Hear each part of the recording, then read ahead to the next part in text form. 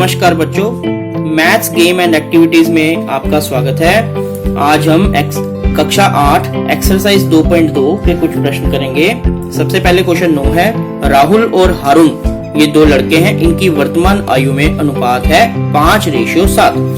4 वर्ष बाद उनकी आयु का योग 56 वर्ष हो जाएगा। उनकी वर्तमान आयु क्या है? तो बच्चों देखो, सबसे पहले मैंने यहाँ लिखा है, इसको आप देखिए, ये है मान लो राहुल की वर्तमान आयु। जब भी हमने पहले भी ऐसे प्रश्न किए हैं कि जब भी हमें दो चीजों का अनुपात दिया हो तो हम क्या करते हैं, जैसे राहुल पहले है, हारून बाद में है, तो इनका अनुपात है 5:7।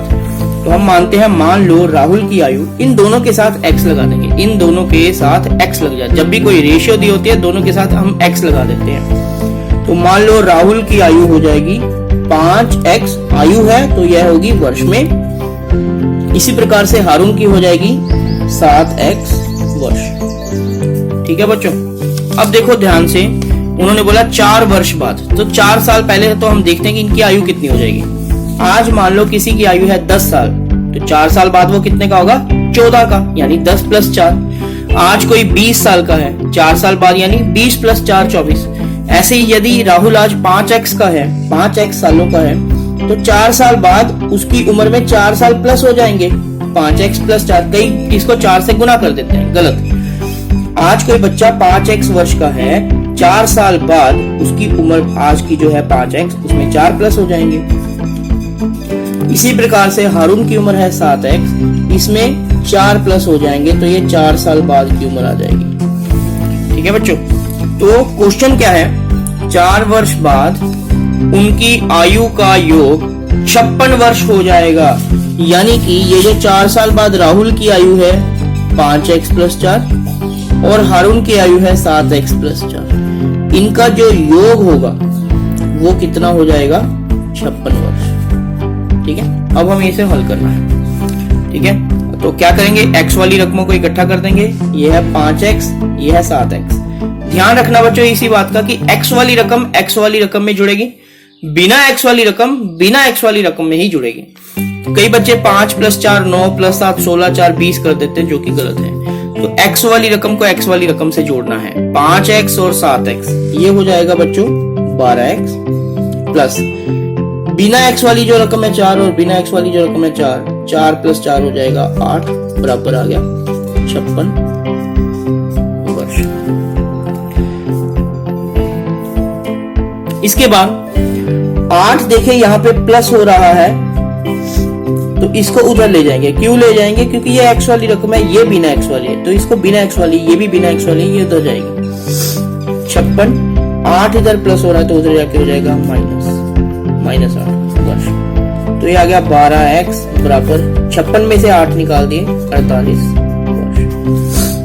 x बराबर 48, 12 इस x के साथ गुना हो रहा है, जब उधर जाएगा तो क्या हो जाएगा? भाग हो जाएगा। और जैसे ही 48 के साथ 12 भाग होगा तो हमें पता है 12 के पहाड़े में 12 चौके 48 होता है, तो x की वैल्यू कितनी आ गई? 4। बच्चों x की वैल्यू कितनी आ गई? 4। अब हम क्या करेंगे, अब हमें निकालना क्या है, उनकी वर्तमान आयु, यानी राहुल की वर्तमान आयु और हारून की वर्तमान आयु। तो मैं यहाँ लिख देता हूं फटाफट से, राहुल की वर्तमान आयु और हारून की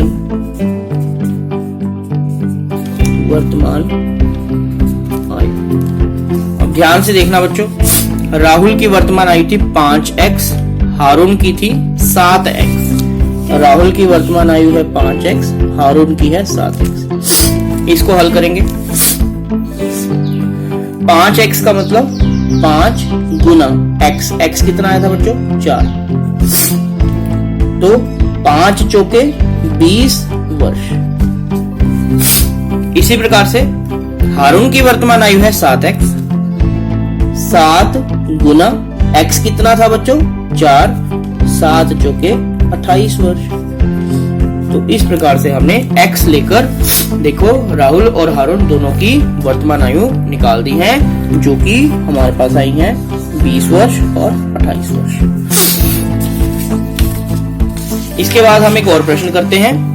प्रश्न नंबर 10 है, किसी कक्षा में बालक और बालिकाओं की संख्याओं में अनुपात 7:5 है।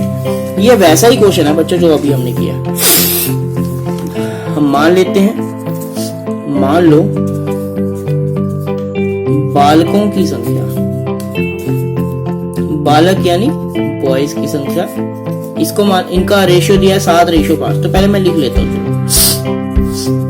बालिकाओं की संख्या, दोनों का अनुपात 7:5 है। मैंने आपको सिखाया कि जब भी अनुपात दिया तो दोनों के साथ x लगा दो। बालकों की संख्या होगी 7x, क्योंकि बालक पहले लिखा है, बालिकाएं बाद में, तो पहली संख्या बालकों की, दूसरी संख्या है बालिकाओं की। बालकों के साथ हो गया, बालकों की संख्या होगी 7x और बालिकाओं की संख्या हो गई 5x।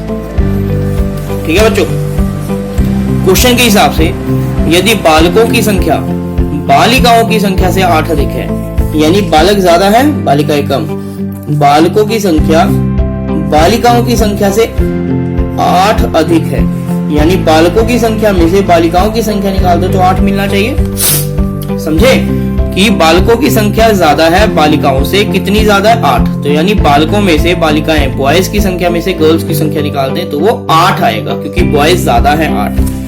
इसको हल कर दो, 7x में से 5x निकाल दो, 2x बराबर 8, x बराबर 8। x वैसे x माइनस होता है हमेशा, और 2 इधर x के साथ गुना हो रहा है तो उधर जाके हो जाएगा भाग, और 8 को जब 2 से भाग करेंगे तो ये हमारे पास आ जाएगा 4। क्या आ जाएगा हमारे पास 4। अब हमें निकालना क्या है, बालकों की संख्या और बालिकाओं की संख्या। हमें कुल विद्यार्थी निकालना, तो पहले हम बालकों की और बालिकाओं की संख्या निकालेंगे, उसके बाद हम कुल विद्यार्थी निकालेंगे। बालिकाओं की संख्या, ठीक है बच्चों। तो देखो बालकों की संख्या, बालकों की संख्या थी 7x, बालिकाओं की संख्या थी 5x। तो 7 गुना x कितना है बच्चों 4, तो 7 चौके 28 बालक आ गए। बालिकाओं की संख्या है 5x, तो 5 गुना 4, 5 चौके होता है 20, तो ये आ गई बालिकाओं की संख्या। ठीक है बच्चों, हमें निकालना है कुल विद्यार्थी। तो ये तो बहुत आसान है बच्चों। कुल विद्यार्थी के लिए क्या करेंगे, हम बालकों की संख्या और बालिकाओं की संख्या को प्लस, बॉयज और गर्ल्स प्लस कर देंगे। बॉयज है 28, गर्ल्स है 20, 28 में 20 प्लस कर दिया 48। ये आ गई विद्यार्थियों की कुल संख्या। ठीक है बच्चों, तो इस प्रकार से हमने इस प्रश्न को हल किया है।